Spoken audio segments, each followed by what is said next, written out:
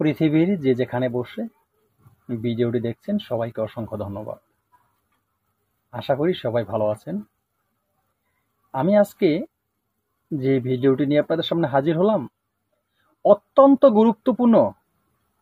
এই আলোচনা ইউটিউব চ্যানেলে খুব কম হয়।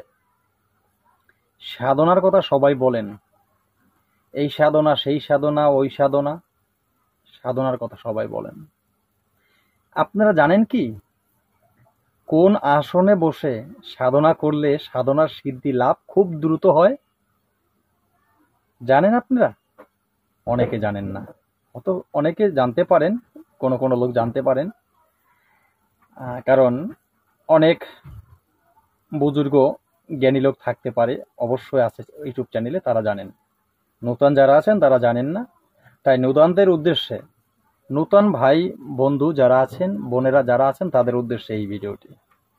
কোন আসনে বসে আপনি সাধনা করলে খুব দ্রুত এই সাধনায় সিদ্ধি লাভ করতে পারবেন, আজকে সে বিষয়ে বলবো। অত্যন্ত গুরুত্বপূর্ণ ভিডিওটি, কিন্তু ভিডিওটি টানবেন না, স্কিপ করবেন না। আপনি যদি ভিডিও স্কিপ করে দেখেন আপনার লস হবে, আমার হবে না।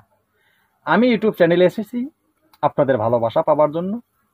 আপনারা যে ভালোবাসা আমাকে দিয়েছেন, অত্যন্ত অত্যন্ত আনন্দিত আমি এই ভালোবাসা পেয়ে। সৃষ্টিকর্তার একটি অশেষ আশীর্বাদ স্বরূপ হিসাবে আপনাদের ভালোবাসা আমি পেয়েছি। তো অন্তর থেকে আনন্দিত হয়ে এই পাওয়ারফুল জিনিসগুলি আপনাদেরকে আমি দিচ্ছি তুলে। এখন আজকের যে মূল আলোচনা, কোন আসনে বসে সাধনা করলে এই আসনে আপনি খুব সহজে সিদ্ধি লাভ করতে পারবেন, সেই আসনের বিষয়টা বলছি। তার আগে বলবো, আপনি আমার এই চ্যানেলে যদি নতুন হয়ে থাকেন, এই প্রথমবার চ্যানেলটি দেখছেন, তাদেরকে বলবো আমার এই চ্যানেলটি একটি প্রশিক্ষণীয় চ্যানেল। এই চ্যানেল থেকে আপনি তন্ত্র মন্ত্র যন্ত্র শিক্ষা করে ভালো একটা কবিরাজ হতে পারবেন, মানব কল্যাণে কাজ করতে পারবেন, নিজে উপকৃত হতে পারবেন।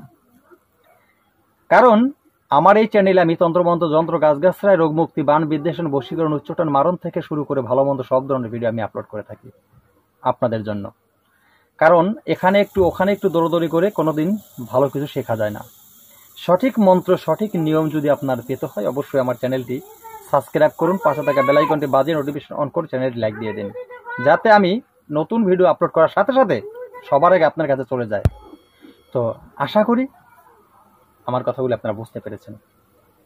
আর একটি কথা বলবো, একটু সংক্ষেপে বলবো। যারা আমার কাছে অনেক ধরনের কথা বলেছেন, অনেকেই বলে ফেলেন যে গুরুজি আপনার সাথে আমরা যোগাযোগ করতে পারছি না, বাংলাদেশের বাইরে যারা আছেন। আপনারা একাধিকবার একটু চেষ্টা করবেন। আমার ভিডিও স্ক্রিনে দেওয়া নাম্বারে ইমো, হোয়াটসঅ্যাপ দুটোই আছে। অনেক সময় নেট প্রবলেমের কারণে যোগাযোগ হয় না, সংযোগ বিচ্ছিন্ন হয়। একাধিকবার চেষ্টা করলে অবশ্যই আপনি পাবেন। সবাই পাচ্ছে, আপনি কেন পাচ্ছেন না? হয়তো নেটের কারণে, নেট প্রবলেমের কারণে আপনি পাচ্ছেন না, অবশ্যই আপনি পাবেন। এই নাম্বারে ইমো, হোয়াটসঅ্যাপ দুটো দেওয়া আছে। আপনি এখানে গিয়ে ভয়েসে আমার সাথে কথা বলবেন।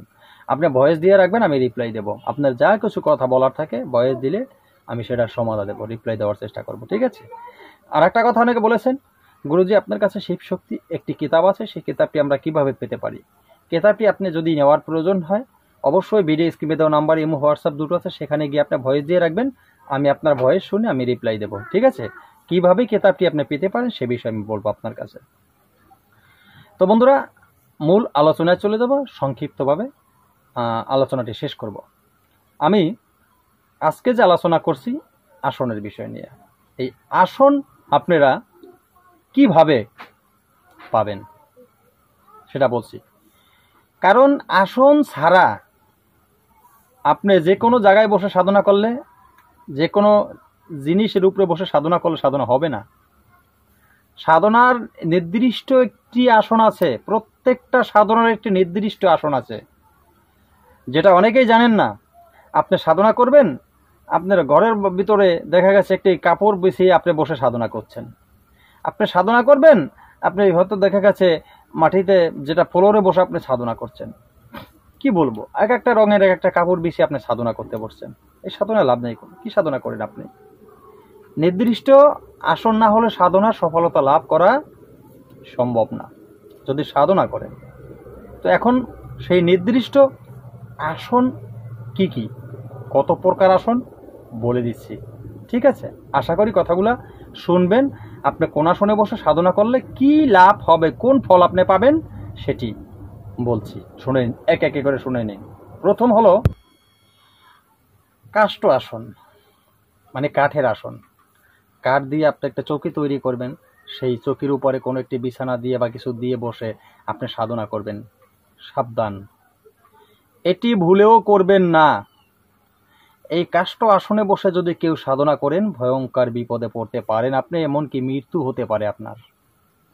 সম্পূর্ণ যেই কোনো সাধনার ক্ষেত্রে কাষ্ঠ আসন নিষিদ্ধ, এটা করবেন না, খবরদার এটা করবেন না, বারবার বললাম, এটা নিষিদ্ধ আসন। কাষ্ঠ আসনে বসে কোনো সাধনা করা ঠিক না। আরেকটি আসন যেটা ভূমি আসন। ভূমি আসন বোঝেন তো? যারা বোঝেন না, ভূমি আসন মানে জমি, মানে মাটি বা ফ্লোরে বসে আপনি যদি সাধনা করেন, সরাসরি করবেন না, ভয়ঙ্কর বিপদের সম্মুখীন হবেন, আপনার কোষ উচ্ছিষ্ট হয়ে যাবে। এটা করবেন না কখনো, কারণ ভূমিতে বসে সাধনা করা সম্পূর্ণ শাস্ত্রে নিষিদ্ধ করা আছে। আমি কিন্তু নিষিদ্ধ আসনের কথা আগে বলছি, আপনারা নাহলে বলবেন গুরুজি শুদ্ধ বললেন নিষিদ্ধ বললেন না, দুটাই বলবো আমি। ভিডিওটি একটু লং হতে পারে, ধৈর্য সহকারে শুনবেন, আপনার লাভ হবে, আমার না, আমি আপনাদের জন্য দিচ্ছি। এই বললাম দুটো। এর পরেরটা হলো, এটা হলো পত্র আসন। পত্র আসন কাকে বলে জানেন? পাতা দিয়ে আসন তৈরি করা হয়। পাতা দিয়ে যে আসন তৈরি করা হয়, পাহাড়ে বসে যদি কেউ সাধনা করেন, কোনো জঙ্গলে বসে সাধনা করেন বা শ্মশানে বসে সাধনা, অনেক সময় অনেকে পাতা ছিঁড়ে গাছের পাতা বিছিয়ে সাথে বসে সাধনা করেন, সেটাকে পত্র আসন বলা হয়। এই আসনে বসে সম্পূর্ণ সাধনা করা নিষেধ। এই আসনে বসে সাধনা করলে আপনার ক্ষতি হবে, আপনার উচ্চটান হবে, ভয়ঙ্করভাবে আপনার ক্ষতি হবে, ঠিক আছে? এই আসনে বসে সম্পূর্ণ শাস্ত্রে সাধনা করা নিষেধ। এরপরে যেটা হলো, এবার যে আসনের কথা বলবো, তৃণা আসন। এই তৃণা আসন কাকে বলে জানেন? তৃণা, ঘাস, সাংস্কৃতিক ভাষায় ঘাসকে তৃণা বলা হয়। এই তৃণা আসন, আপনি কোনো ঘাস ছিঁড়ে এনে কোনো ঘাস দিয়ে বিছিয়ে সেখানে বসে ঘাসের উপর বসে সাধনা করবেন, আপনি সাধনায় সিদ্ধি লাভ করতে পারবেন না, আপনার যশ নাশ হয়ে যাবে এবং আপনিও বিপদে পড়ে যাবেন। এটাও নিষিদ্ধ আসন, শাস্ত্রে নিষিদ্ধ করা হয়েছে, এটাও করবেন না, ঠিক আছে? নিষিদ্ধ আসনগুলিতে বসে কোনো সাধনা করলে লাভ হবে না তো, আপনার লস হবে, ঠিক আছে? এরপরে যেটা হলো বংশা আসন। বংশা আসন কাকে বলে জানেন? বাঁশ কেটে, বাঁশ ফেরে, বাঁশের চাটাই করে, পাতলাভাবে চাটাই করে বাঁশ দিয়ে যে আসন তৈরি করা হয়, সেটায় বসে, সেটা বংশা আসন বলা হয়।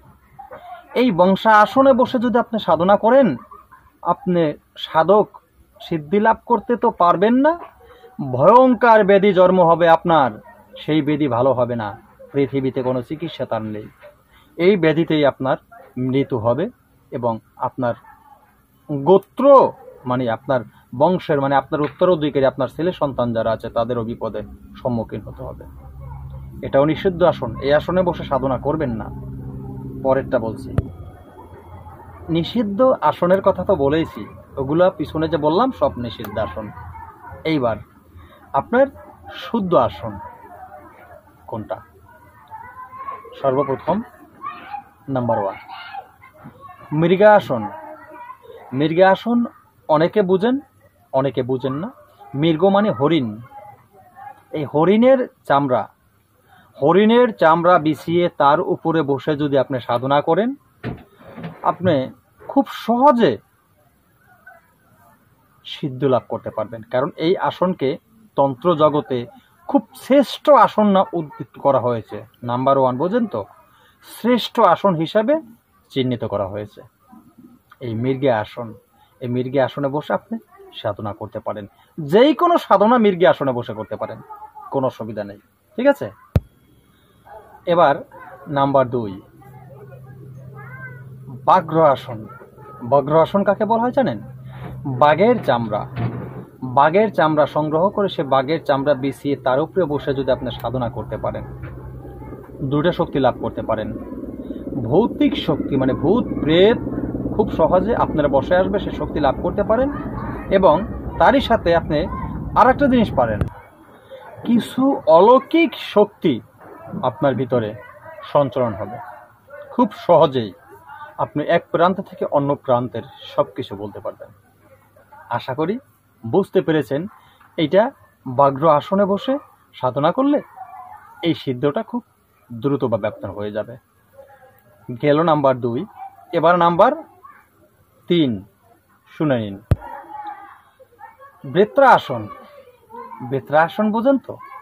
বেতের তৈরি, বেত যার জপে বেত থাকে না, সেই বেত দিয়ে আসন তৈরি করা হয়। সেই আসনে বসে যদি আপনি সাধনা করতে পারেন, আপনি শান্তি কর্মে খুব সহজে সিদ্ধি লাভ করতে পারবেন। আপনার মন শুদ্ধ থাকবে, মনের ভিতরে অন্যরকম একটা অনুভূতি হবে। খুব সহজে আপনি বেত্রা আসনে বসে শান্তি কর্ম মানে বশীকরণ কর্ম কাজের যে আপনার সিদ্ধি খুব সহজে লাভ করতে পারবেন, খুব সহজে। কারণ এটা আসন শুদ্ধ যে আসনগুলি আছে, এই শুদ্ধ আসনগুলির মধ্যে এটা হলো একটি মধ্যম ধরনের আসন, মধ্যম লেভেলের আসন। ঠিক আছে, এবার বললাম। এবার আসেন নাম্বার 4, যে আসনটির কথা বলবো সেটি কম্বল আসন। কম্বল আসন, কালো রঙের কম্বল, লাল সাদা অন্য কোনো কালার হবে না, কালো রঙের কম্বল। এই কম্বল আসনে বসে সাধনা করলে কি হয় জানেন? সাধক খুব সহজে সিদ্ধি লাভ করে। কিভাবে পারেন জানেন? এই কম্বল আসনে বসে সাধনা করলে সাধক মনের ভিতরে একটি শান্তি অনুভূতি করতে পারে। তার মনের ভিতরে একটি শান্তি মানে স্থির, গতি স্থির থাকে, একাগ্রতা সৃষ্টি হয় ভিতরে। যন্ত্র বা মন্ত্র যে কোনো জিনিসের আপনি সাধনা করেন না, তার প্রতি একটা ধীরতা চলে আসে, যার কারণে খুব সহজে সিদ্ধি লাভ করতে পারে এই আসনে বসে সাধনা করলে। তবে এই আসনের রং হতে হবে কালো। শেষ যে আসনটি কুশ আসন। এই কুশ আসন, কুশ অনেকেই চিনেন। এই কুশ আসন খুব সহজে এই আসনটিতে বসে আপনি কার্যক্রম করতে পারেন। এই কুশ আসনে বসে যদি আপনি সাধনা করেন, কি কি সিদ্ধি লাভ করতে পারেন? যেমন ভূত প্রেত বাধা থেকে আপনি খুব সহজে মানুষকে মুক্তি দিতে পারবেন। সাপের ভয় থাকবে না, এই সাপের ভয় থেকে মানুষকে খুব সহজে আপনি মুক্তি দিতে পারবেন, সেই শক্তি আপনার ভিতরে চলে আসবে। এবং শান্তি, কথা বোঝেন না, মানুষের মনে একটা শান্তি দিতে পারবেন, অশান্তি খুব সহজে দূর করে দিতে পারবেন আপনি। এই সাধনায় খুব সহজে সিদ্ধি লাভ করতে পারা যায়।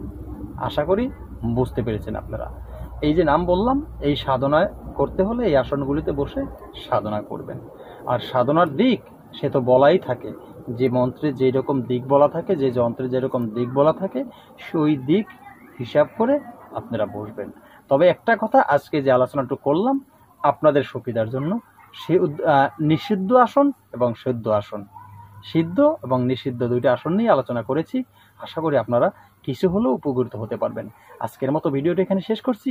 নতুন ভিডিও নিয়ে আসার আগ পর্যন্ত সকলে ভালো থাকবেন। আল্লাহ হাফেজ।